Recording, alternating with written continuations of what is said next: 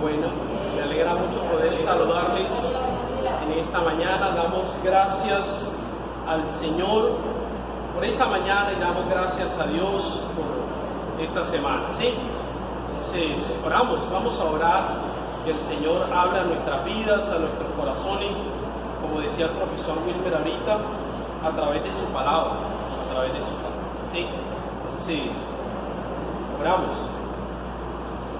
Señor, queremos, Dios, darte gracias. Queremos darte gracias, Padre, en esta mañana, Señor. Queremos darte gracias por tu palabra, oh Dios.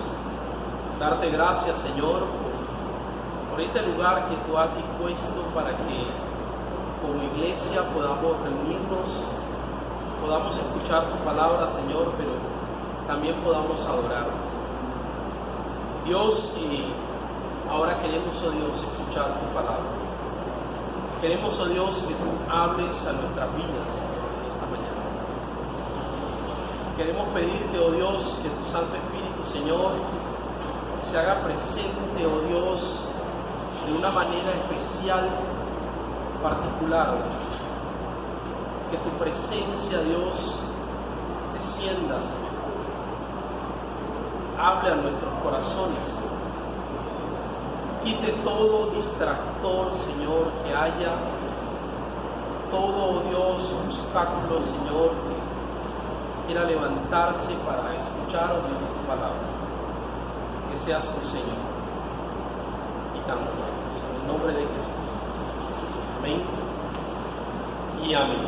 Creo que hubo problemas de conexión. Muy bien, vamos, como hemos dicho, teniendo en cuenta el mes de octubre, estamos celebrando o estamos recordando el mes de la Biblia, ¿sí? Los niños han hecho presentaciones alusivas a la Biblia y de hecho hoy hay una presentación también de los niños alusiva al mes de la Biblia. Hay algunos países que celebran el mes de la Biblia en septiembre. Nosotros, en Colombia, lo celebramos en octubre, ¿sí? La razón por la cual algunos países lo celebran en septiembre es porque fue un mes de septiembre en que se tradujo la primera Biblia en español. Entonces algunos países han tomado esa fecha como referencia y celebran el mes de la Biblia en septiembre. Otros países celebramos entonces el mes de la Biblia en octubre, como o partiendo o teniendo como referencia el día de la Reforma protestante, ¿sí? 1517, un 31 de octubre, Martín Lutero colocó sus 95 tesis en la iglesia donde él estaba, y ese fue como el punto, pues, representativo de lo que hoy se conoce como la Reforma protestante, ¿sí? Muy bien, y el día de hoy quiero hablar un poco de esa herencia reformada, ¿sí? Y el tema que quiero tocar en esta mañana es el tema de la suficiencia de las Escrituras, ¿sí?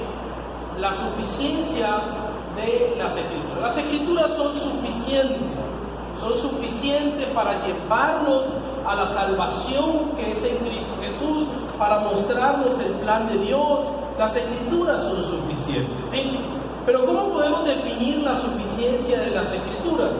Estuve buscando por allí y quiero compartir la siguiente definición.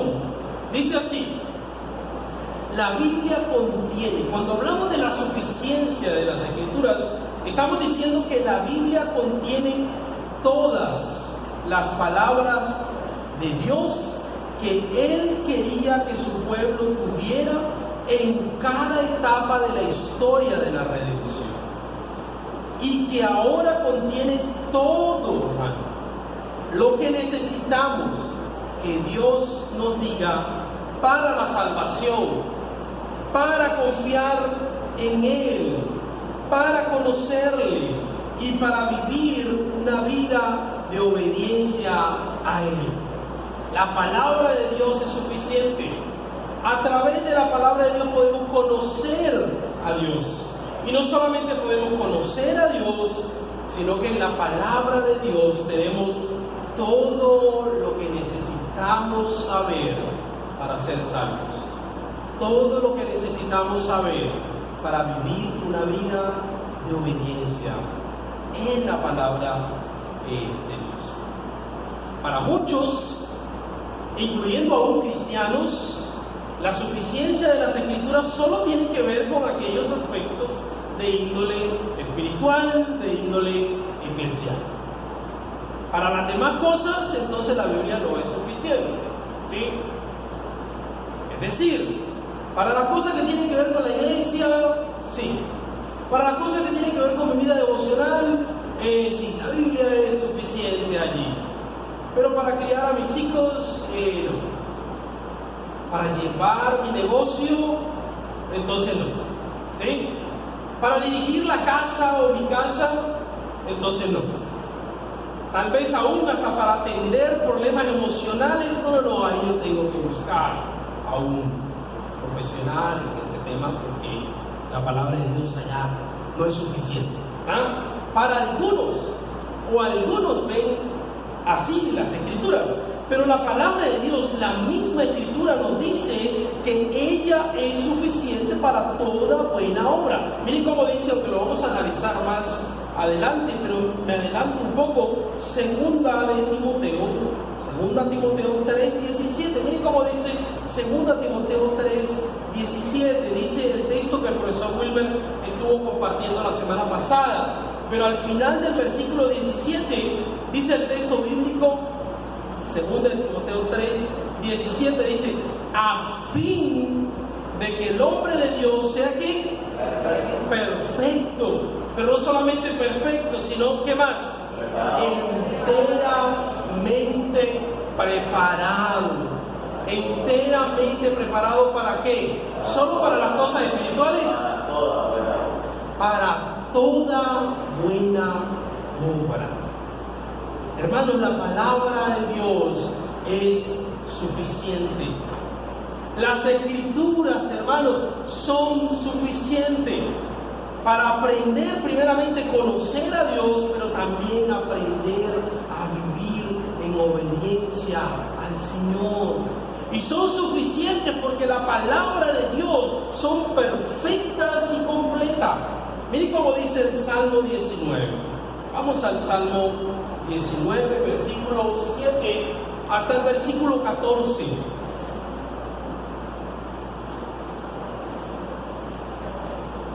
Salmo 19, versículo 7 hasta el versículo 14. Dice el salmista así: la ley de Jehová es ¿qué? Perfecta, convierte el alma. El testimonio de Jehová es ¿qué? Es fiel. Hace sabio ¿a quién? Al sencillo. ¿Qué más? Los mandamientos de Jehová son como rectos, alegran, hermanos, el corazón. El precepto de Jehová es puro. ¿Y qué hace? Alumbra los ojos. El temor de Jehová es limpio. ¿Y qué pasa? Cambia, permanece para siempre. Hay cosas en la vida que no permanecen para siempre, ¿cierto? La felicidad, quisiéramos estar alegres todo el tiempo, pero la felicidad no permanece para siempre, ¿cierto que sí? ¿Ah? Estamos alegres hoy y suceden cosas a veces como que uno dice por allí, nos bajan la nota, nos bajan de ánimo, ¿cierto que sí? El dinero no permanece para siempre. Quisiéramos que durara, pero más demora uno en retirar, cuando ya se está acabando, ¿cierto? Pero qué bueno es saber que la palabra de Dios permanece para siempre. No cambia, hermanos, no cambia. Sigamos. El temor del Señor, ya lo leí. Los juicios de Jehová son como justos, son verdad. Todos son justos. Deseables son más que el oro, más que mucho oro refinado, y dulces más que la miel, la que destila del panal. Tu siervo es además amonestado con ellos. En guardarlos que hay recompensa, hay gran galardón, hermanos. Su perfección, la perfección de la palabra de Dios produce cambio en la vida del ser humano. El versículo 7 dice: la ley de Jehová es perfecta. ¿Y qué hace? Convierte el alma.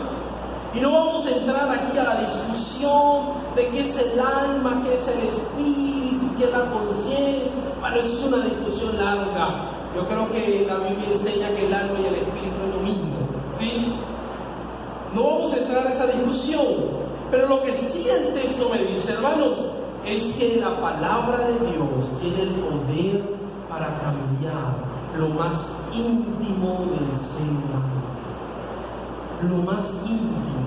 La palabra de Dios tiene el poder de cambiar el alma, las emociones, las intenciones del ser humano, el pensamiento. La palabra de Dios cambia, transforma el alma, cambia lo más íntimo del ser humano, cambia vidas. La ley de Dios produce un cambio en la vida de todo aquel que la lee, la estudia y la aplica a su vida. Nosotros, hermanos, podemos cambiar cosas de nuestra vida. Podemos cambiar hábitos, ¿cierto? De pronto uno de mis hábitos, y ya me está costando, porque sobre los años no llegan solos, ¿no? ¿Cierto? Yo antes me quedaba hasta muy tarde, leyendo 1 o 2 de la mañana. Ya no puedo. Ya a las 11 ya me estaba con sueño y si sigo a las 12 comienzo a leer pero no entiendo nada, ¿no? Entonces, sí, ya no tengo 25 años, ya no tengo cuando estaba en el seminario. Entonces me toca cambiar hábitos, ¿cierto? De pronto algunos de nosotros hemos tenido hábitos alimenticios no muy sanos y podemos llegar a cambiar esos hábitos alimenticios. Tal vez hemos sido sedentarios por mucho tiempo y nos volvemos fitness. Tengo algunos amigos que se han vuelto fitness. Chévere, qué bueno. Podemos cambiar cosas de nuestra vida. Podemos cambiar hábitos. Podemos cambiar nuestra manera de vestir. Podemos cambiar la manera en que hablamos. Podemos cambiar muchas cosas, hermanos. Pero hay algo que no puede cambiar. ¿Sí? Tu alma no la puede cambiar. Solo la palabra de Dios tiene el poder para convertir el alma, para transformar lo más profundo de nuestro ser. La perfección de la palabra de Dios significa que no le falta nada. Es perfecta, idónea para lo cual fue dado. Cumple la intención, produce en la vida del ser humano santidad. Miren cómo dice Juan 17:17.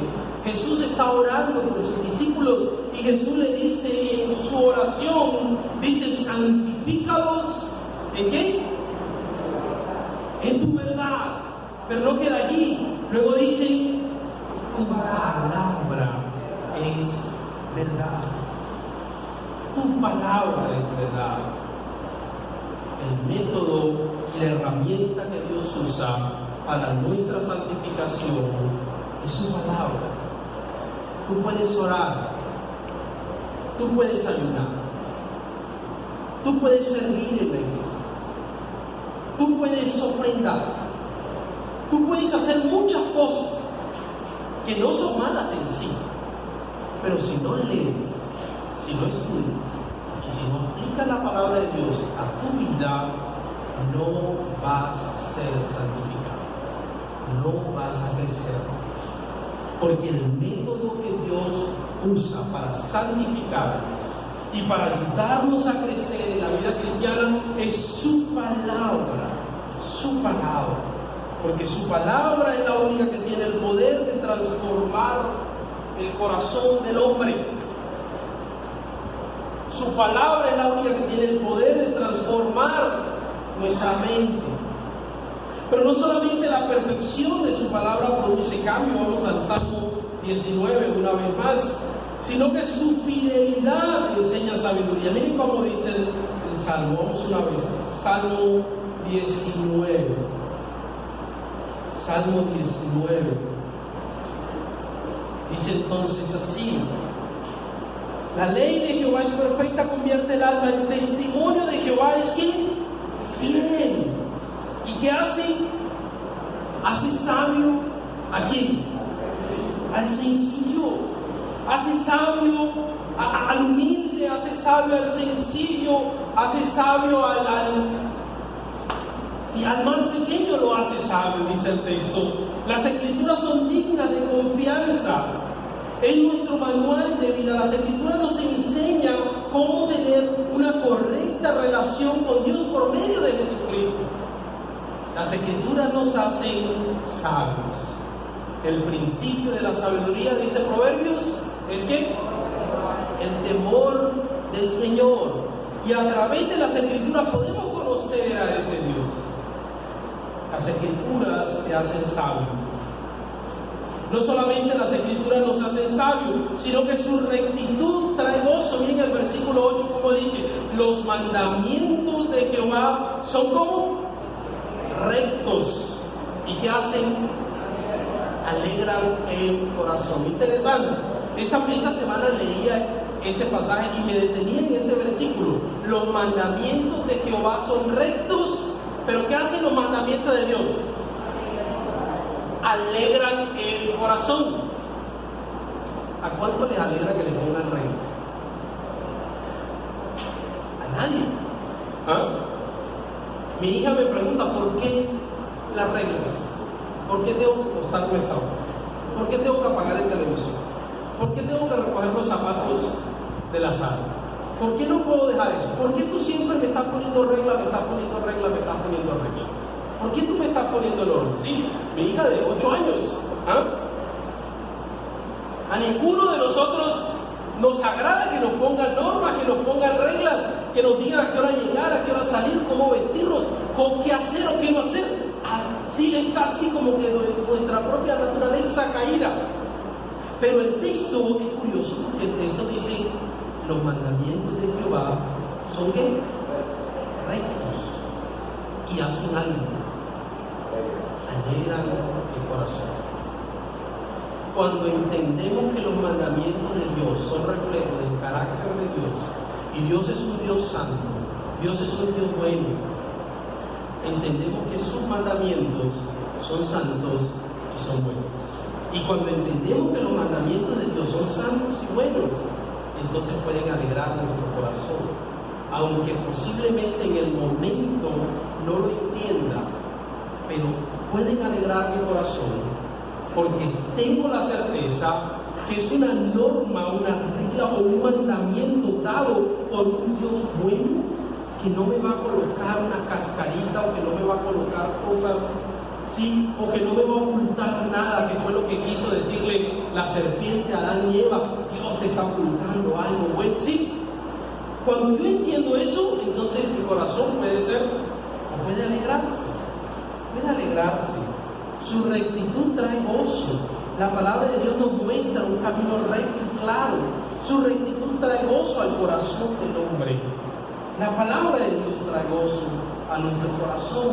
Su pureza, hermano, da dirección. Versículo 8: el precepto de Jehová es puro, alumbra, ¿sí?, los ojos. La palabra de Dios alumbra nuestros ojos, nos guía para tomar decisiones. Y el Salmo 119, 105, ¿cómo dice? Lámpara es a mis pies tu palabra. Lámpara es a mis pies tu palabra. Es decir, la palabra de Dios, hermanos, nos guía para tomar buenas decisiones. Tenemos que ser sinceros. Muchos de nosotros tenemos la palabra de Dios como la última opción. Primero buscamos la respuesta aquí, luego vamos allá,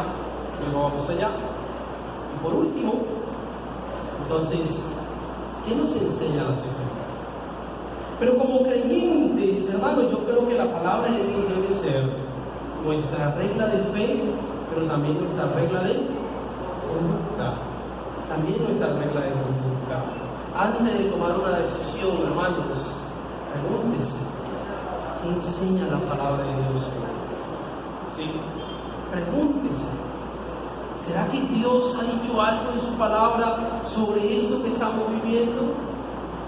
¿Será que Dios ha dicho algo en su palabra sobre este hijo adolescente que ahorita está un poco rebelde? ¿Será que la palabra de Dios me puede guiar? ¿Será que la palabra de Dios me puede guiar sobre estos problemas que estoy teniendo con mi esposo que no es creyente? O al revés, porque también sucede, con mi esposa que no es creyente.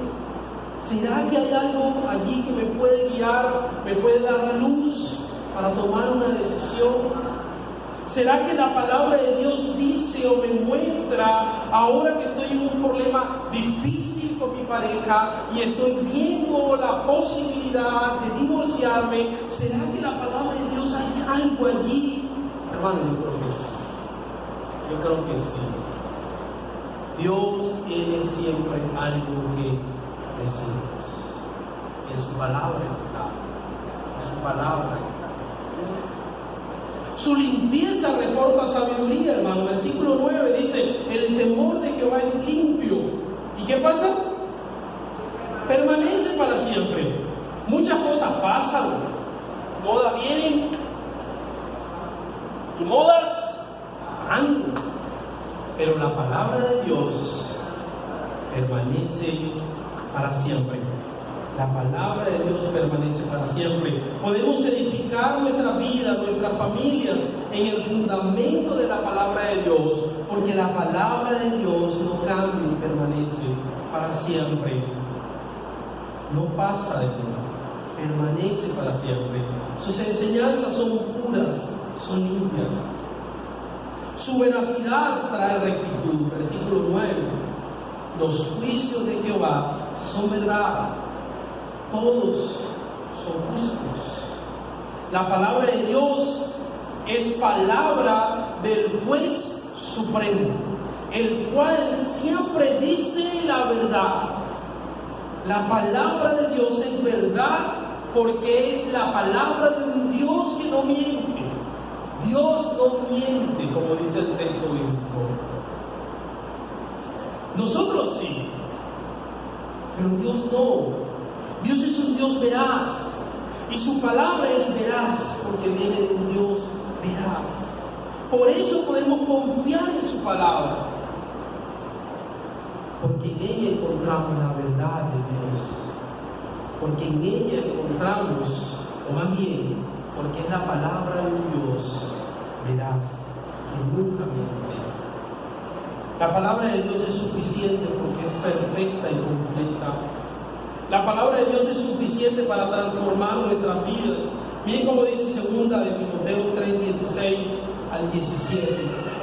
No voy a ocupar tanto tiempo aquí porque la semana pasada estuvimos analizando ese pasaje. Pero la palabra de Dios es suficiente, hermanos, para transformar nuestras vidas. Miren cómo dice 2 Timoteo 3, del 16 al 17. Dice así: toda la escritura es que inspirada por Dios. Fíjense cómo dice: toda la escritura. Toda la escritura. ¿Cuántos de nosotros hemos hecho un devocional en el libro de Levíticos? Pocos. La mayoría de nosotros estamos leyendo, llegamos a Éxodo y de Éxodo nos saltamos. ¿Cierto? Uy, no, este libro es más aburrido. Normas, reglas. No, saltemos. Pero ¿qué es lo que dice el texto? Toda la palabra. ¿Cierto? Toda la palabra. ¿Cuántos de nosotros hemos hecho un devocional en mayor Apocalipsis? Uy, no, eso me da miedo. Toda la palabra. Toda la escritura es inspirada por Dios. Toda la escritura nos muestra a Cristo. Todas las escrituras nos dirigen y nos llevan a Jesús. ¿Sí? Toda la escritura. Dice, toda la escritura es que inspirada, sale, viene de Dios. Y como es inspirada, entonces es útil, ¿para qué? Para enseñar, pero también, ¿para qué más? Para redarguir. Significa significa que la palabra de Dios nos enseña, pero también la palabra de Dios nos redarguye, hermanos. Pero no solamente nos redarguye, sino que también hace algo, nos corrige, pero también nos instruye en justicia. Y el fin de todo esto, ¿cuál es? Para que el hombre de Dios sea perfecto, enteramente preparado para toda buena obra. El fin de la palabra de Dios es la madurez del creyente. La palabra de Dios nos equipa, nos hace perfectos, es decir, nos madura. La meta de Dios con cada uno de sus hijos es que podamos reflejar la imagen de Jesús, que seamos santificados, que seamos perfeccionados, que maduremos en nuestra fe. De hecho, el mismo apóstol Pedro le dice, antes bien crecer en la gracia y ¿qué más? Y en el conocimiento de nuestro Señor Jesús. La palabra de Dios cumple dicha intención. Nunca vamos a madurar, nunca vamos a crecer en nuestra fe si no leemos, estudiamos y aplicamos la palabra de Dios a nuestras vidas. Podemos orar, podemos ayunar, podemos hacer vigilias, podemos servir, podemos hacer muchas cosas buenas. Pero si tú, hermano, no lees la palabra de Dios, si tú no estudias la palabra de Dios, si tú no aplicas la palabra de Dios a tu vida, nunca vas a crecer. Siempre vas a ser un niño espiritual. Nunca vas a crecer. Si tu práctica es tomar la palabra de Dios o la Biblia solamente el domingo en la mañana antes de venir a la iglesia, la desempolvas y la traes, y cuando llega de la iglesia la colocas allí sobre, no sé, el escritorio o la repisa, y de allí vuelves a tomarla otra vez el domingo en la mañana, hermano, nunca vas a crecer. Nunca vas a crecer como Dios quiere que tú crezcas. No es imposible, hermanos, que un creyente crezca en su fe y llegue a la madurez si no lee, si no estudia y si no aplica la palabra de Dios a su vida. Podemos ayunar, podemos ofrendar, podemos cantar, podemos servir, podemos hacer muchas cosas, pero si no lees la palabra de Dios, no vas a crecer. No va a pasar eso. No solamente dice el texto bíblico que a fin de que el hombre de Dios sea perfecto, sino que dice enteramente preparado, enteramente equipado.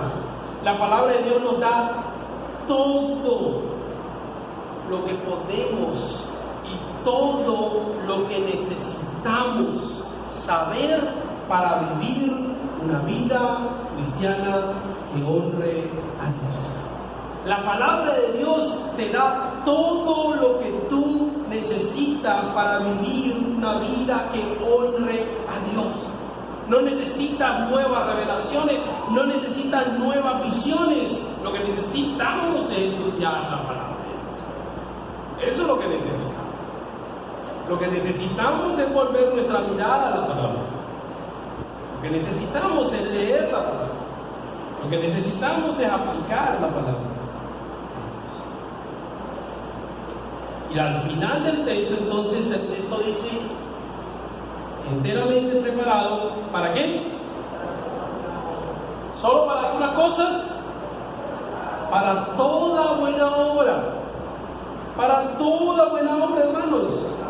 Para todo lo que vayamos a emprender. La palabra de Dios es suficiente para toda buena obra.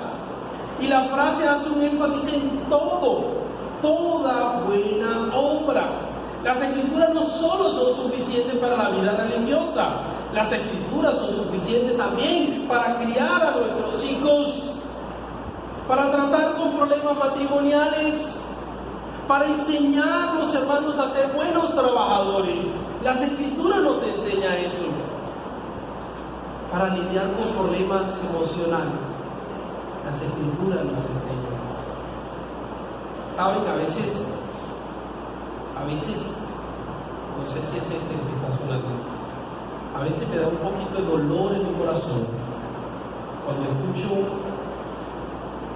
a veces niños pequeños que ya están en psiquiatra, que ya están, ¿sí?, y atendidos por psiquiatras con problemas de ansiedad, con problemas de depresión. Y yo siempre me pregunto,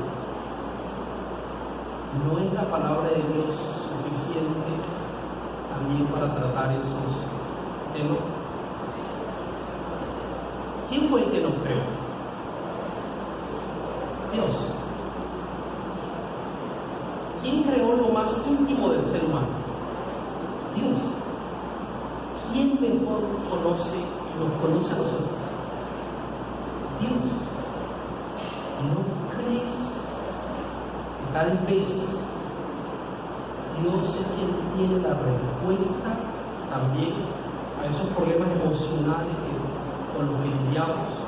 Por eso no estoy desvalidando, sí, quitando el valor de ciertas profesiones, pero lo que sí quiero es que debemos volver nuestra mirada a la palabra de Dios, ver la palabra de Dios como palabra de Dios suficiente para nuestras vidas.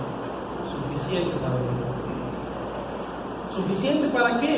Pues en las Escrituras tenemos todo, hermanos, para vivir una vida que agrada a Dios. Miren cómo dice segunda de Pedro 1:3. Segunda de Pedro 1:3. Miren cómo dice el texto. El texto dice: todas las cosas que pertenecen a la vida y a la piedad nos han sido dadas por su divino poder. ¿Qué cosas? Todas las cosas. Todas las cosas que pertenecen a la vida, ¿sí?, pero también a mi relación con Dios, a la vida de piedad, ¿sí?, y a la piedad nos han sido dadas por su divino poder, mediante el conocimiento de aquel que nos llamó por su gloria y excelencia. ¿Cómo podemos conocer todas las cosas? O más bien, ¿cómo podemos usar todas las cosas que tenemos a disposición para crecer en nuestra vida cristiana? ¿Cómo podemos hacerlo? Ahí mismo en el texto dice: por medio del conocimiento de aquel que nos llamó por su gloria y excelencia. Por eso el apóstol Pedro dice antes bien, más adelante, antes bien crecer en la gracia de Dios, pero también crecer ¿de qué? En el conocimiento del Señor. En el conocimiento del Señor. Cuando conocemos más a Dios y nos conocemos más a nosotros, entendemos nuestra necesidad tan grande que hay de Cristo. Sigamos. Y para terminar, las Escrituras no solamente, hermanos, son suficientes para vivir una vida transformada, hermanos. Aunque no vamos a terminar aquí. Filipenses dice, el apóstol Pablo dice: no pretendo haberlo alcanzado ya. Sí, es decir, aquí nunca vamos a llegar a esa medida de la plenitud de Cristo. Nunca vamos a llegar. ¿Por qué? Porque tenemos el pecado que habita en nosotros, nuestra naturaleza pecaminosa, en fin, el mundo que nos atrae con sus tentaciones. Pero la palabra de Dios es suficiente para ayudarnos a vivir y guiarnos a vivir una vida que agrade al Señor. Y por último, hermanos, y con esto termino, las Escrituras, hermanos, son suficientes para guiar la iglesia del Señor. ¿Sí? La iglesia del Señor es lo más importante de Dios. Es lo más importante. Y no solamente lo más importante, sino que fue por lo cual Él dio a su Hijo. Él dio a su Hijo por la iglesia. que la Biblia dice que es la esposa, ¿cierto? Si yo voy a viajar y tengo que dejar a mi esposa y a mis hijas a cargo de alguien, yo no se la dejaría a cualquiera. No sé ustedes, ¿sí? Ahora imaginémonos eso con Dios. La Biblia dice que Dios entrega a su Hijo por la iglesia. Y luego Cristo resucita y dice, voy a volver, ¿cierto? Vía del Espíritu Santo. Pero no solamente hace eso. Y no les dice ahora a los apóstoles y a los líderes, háganlo como ustedes consideren.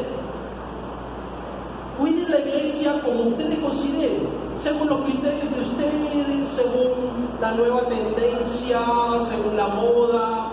Él no dice eso.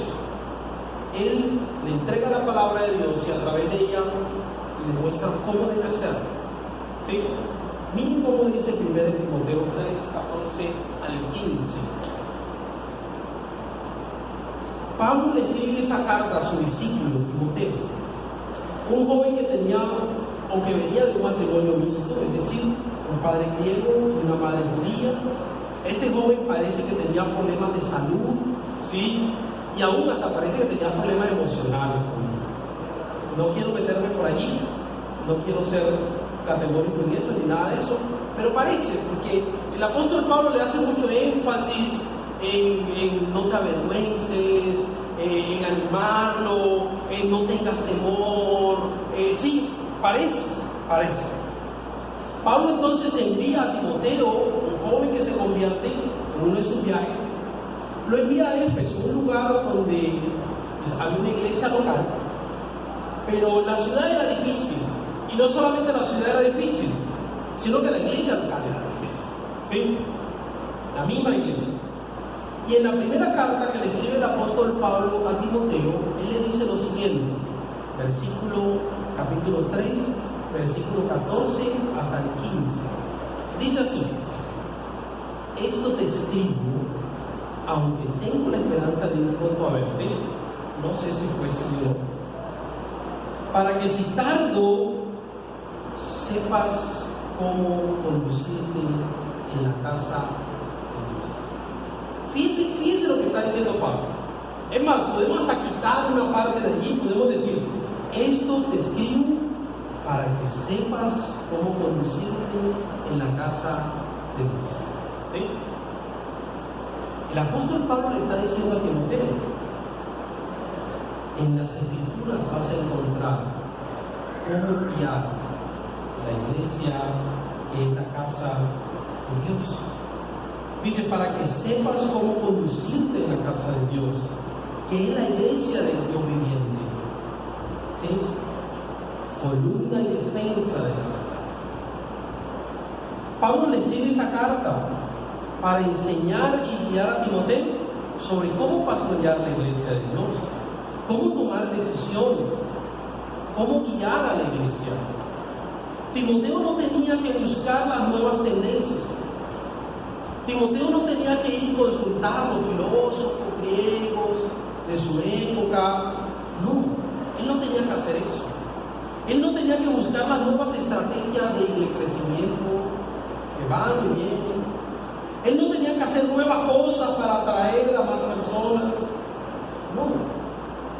Él tenía que concentrar su palabra, su mirada, ¿dónde? En la palabra de Dios. En la palabra de Dios. La renovación de una iglesia, hermano, no está en cambiar las alabanzas e introducir nuevos equipos.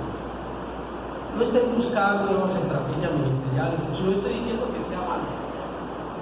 Está bien. No está en las estrategias humanas, hermano.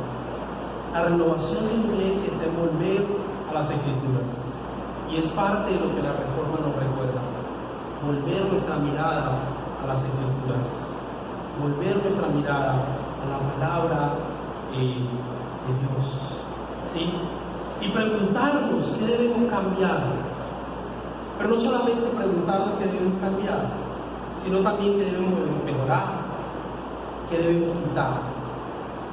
no por gustos personales, sino porque la palabra de Dios lo enseña. Ese debe ser el criterio que debemos tener como iglesia, pero también como creyentes. La palabra de Dios debe ser el parámetro y la regla de fe y conducta del creyente. La palabra de Dios. Cuando hagamos la obra de Dios a la manera de Dios, vamos a contar con el poder y con la aprobación. La palabra de Dios es suficiente para guiar la iglesia de Dios. No creo que algo tan importante como el guiar la iglesia de Dios, la esposa de Cristo, Dios no nos haya dicho cómo hacerlo en su palabra. No creo que algo tan importante como la adoración a Dios no nos haya dicho cómo hacerlo en su palabra. ¿Qué debe haber y qué no debe haber? No creo que algo tan importante, hermanos, como el congregarnos juntos. Hebreos dice que cuando nosotros nos congregamos, Cristo está presente.